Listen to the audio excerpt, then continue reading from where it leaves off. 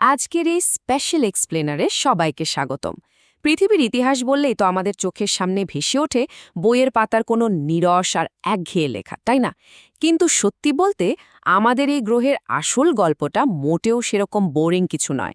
এটা আসলে একটা অবিশ্বাস্য, অস্থির আর চরম ধ্বংসলীলার মাঝে টিকে থাকার এক মহাকাব্যিক গল্প, একদম রোলার কোস্টার রাইডের মতো।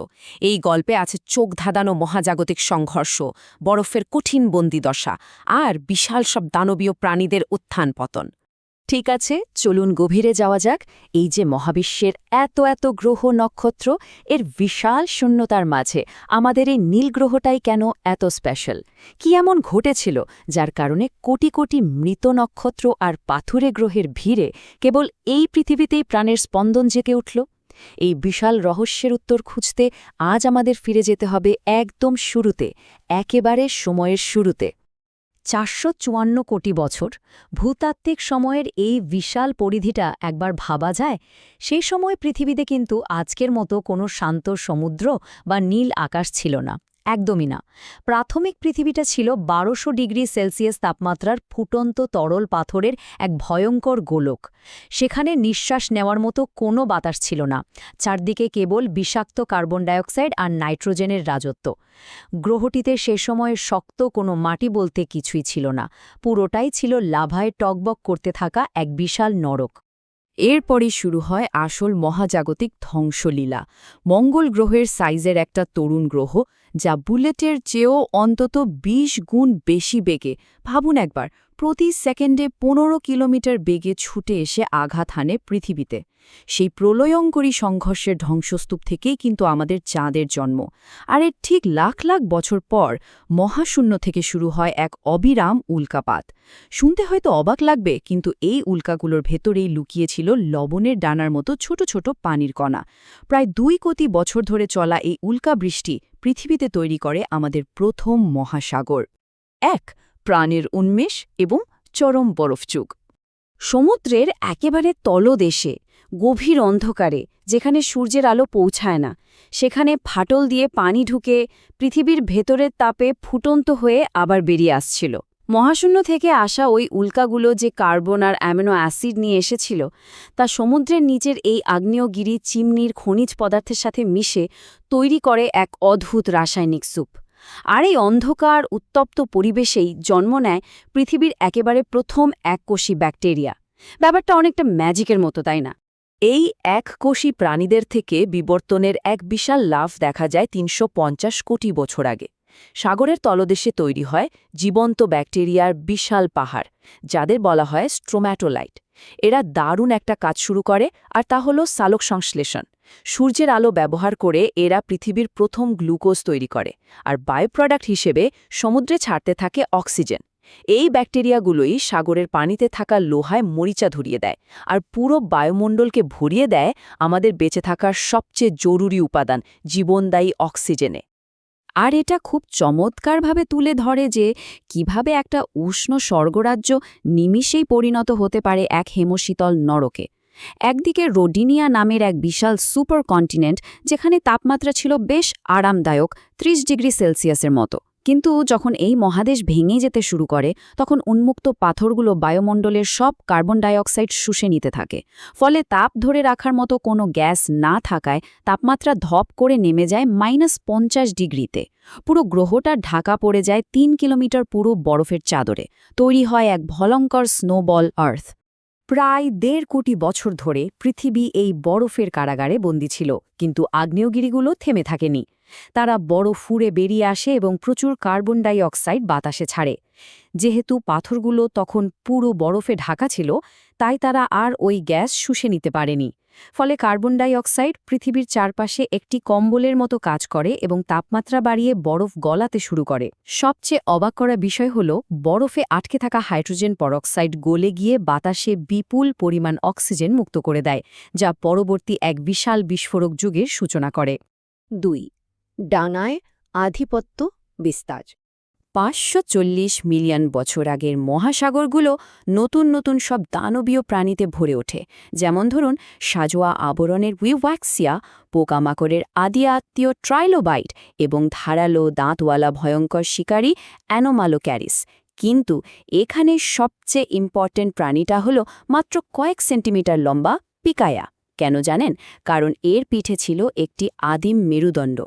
বিশ্বাস করুন বা না করুন, এই ছোট্ট মেরুদণ্ডটি কোটি কোটি বছর পর বিবর্তিত হয়ে মানবজাতিকে সোজা হয়ে দাঁড়াতে সাহায্য করেছে।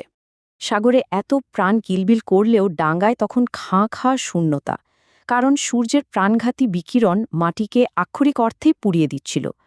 কিন্তু বায়ুমণ্ডলের ৫০ কিলোমিটার ওপরে যখন অক্সিজেন সূর্যের বিকিরণের সাথে মিশল, তখন তৈরি হল ওজোন স্তর। ১২০ মিলিয়ন বছর ধরে এই স্তরটি পুরু হয়ে পৃথিবীর চারপাশে একটি ছাতার মতো সুরক্ষা তৈরি করে। আর ঠিক তখনই প্রথমবারের মতো শাওলা আর চারপেয়ে প্রাণীরা সাহস করে পানি ছেড়ে ডাঙায় উঠে আসে।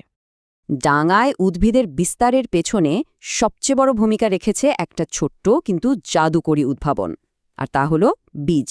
স্পোর বা রেণুর বেঁচে থাকার জন্য তো প্রচুর পানির দরকার হতো, কিন্তু একটা বীজের ভেতরে নিজস্ব খাদ্য এবং পানি সরবরাহ একদম রেডি থাকে। এর ফলে গাছপালা সমুদ্র উপকূল ছেড়ে মাইলের পর মাইল ভেতরে একদম শুকনো জায়গাতেও ছড়িয়ে পড়তে পারে।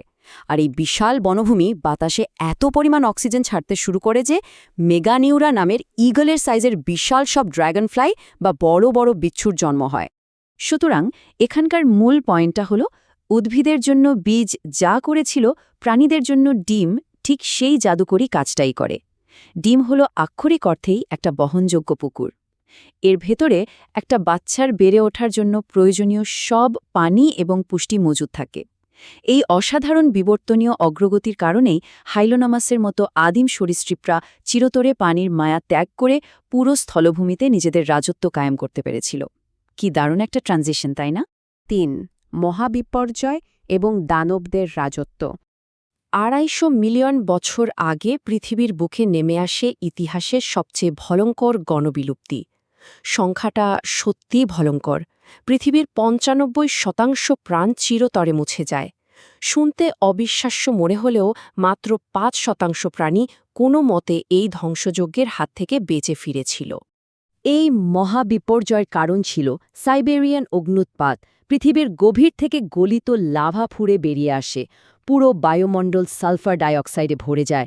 শুরু হয় সালফিউরিক অ্যাসিড বৃষ্টি, যার সব গাছপালা পুড়িয়ে ছাই করে দেয়। মহাসাগরগুলোতে অক্সিজেনের চরম অভাব দেখা দেয় এবং সেখানে কেবল গোলাপি শ্যাওলারাই বেঁচে থাকে। সবচেয়ে ভয়াবহ ব্যাপারটা ঘটে যখন সাগরের তলদেশে জমে থাকা প্রাণঘাতী মিথেন গ্যাস গলে যায়। মিথেনের কারণে তাপমাত্রা এক লাফে ৪০ ডিগ্রি সেলসিয়াসে গিয়ে ঠেকে। ডাঙা হোক বা গভীর সমুদ্র, কোথাও লুকানোর কোনো জায়গা ছিল না। চলুন দেখি কিভাবে এটি ধাপে ধাপে গড়ে ওঠে। সুপারকন্টিনেন্ট প্যানজিয়া যখন ভেঙে যায়, তখন তৈরি হওয়ার নতুন টেথিস মহাসাগরে খাবারের খোঁজে আসে লক্ষ লক্ষ মাছ এবং প্ল্যাঙ্কটন। এদের মৃত্যুর পর কোটি কোটি বছর ধরে মৃতদেহের বিশাল স্তূপ সমুদ্রের তলদেশে জমতে থাকে এবং পাথরের তাপে ও প্রচণ্ড চাপে সেগুলো পরিণত হয় তেলে। তার মানে দাঁড়ায়, আজকের দিনে রাস্তায় চলা গাড়ি বা আমাদের দৈনন্দিন জীবনের প্লাস্টিক, এসবই আসলে এসেছে প্রাগৈতিহাসিক যুগের এই মৃত সামুদ্রিক প্রাণীদের দেহাবশেষ থেকে। ব্যাপারটা আসলে অবাক করার মতো। পৃথিবী আবার সুস্থ হলে শুরু হয় ডাইনোসরদের যুগ। ১৬ কোটি ৫০ লাখ বছর ধরে তারা দোর্দণ্ড প্রতাপে এই পৃথিবী শাসন করে। কিন্তু ৬ কোটি ৫০ লাখ বছর আগে মেক্সিকো উপসাগরে আছড়ে পড়ে মাউন্ট এভারেস্টের চেয়েও বড় একটি গ্রহাণু।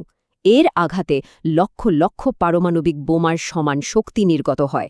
আঘাতের তীব্রতায় সবকিছু মুহূর্তের মাঝে বাষ্প হয়ে যায়, আর বাতাসে ওরা ছাইয়ে মাসের পর মাস সূর্য ঢাকা পড়ে থাকে।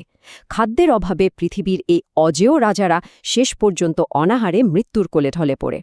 ৪. মানুষের অধ্যায়। এখন এই স্লাইডের সবচেয়ে আকর্ষণীয় বিষয়টা হল, এটি আক্ষরিক অর্থে একটি বাটারফ্লাই এফেক্টের দারুণ উদাহরণ। মহাদেশীয় প্লেটগুলোর চলাচলের ফলে ভারতীয় প্লেট গিয়ে প্রচণ্ড বেগে ধাক্কা মারে এশিয়া প্লেটকে। তৈরি হয় ৮,০০০ মিটারের উঁচু হিমালয় পর্বতমালা। এই বিশাল পাহাড়ের দেয়াল ভারত মহাসাগর থেকে আসা আর্দ্রতাকে আটকে দেয়। ফলে আফ্রিকার পূর্ব উপকূলের সবুজ রেইনফরেস্টগুলো শুকিয়ে গিয়ে রুক্ষ সাভানায় পরিণত হয়। গাছে থাকা আদিম বানররা খাদ্যের অভাবে বাধ্য হয়ে নিচে নামে এবং লম্বা ঘাসের ওপর দিয়ে দূরে দেখার জন্য দুই পায়ে ভর দিয়ে উঠে দাঁড়ায়। জাস্ট ভাবুন, প্লেট টেকটনিক্সের এই র্যান্ডম ঘটনায় আমাদের পূর্বপুরুষদের সোজা হয়ে হাঁটতে বাধ্য করেছিল?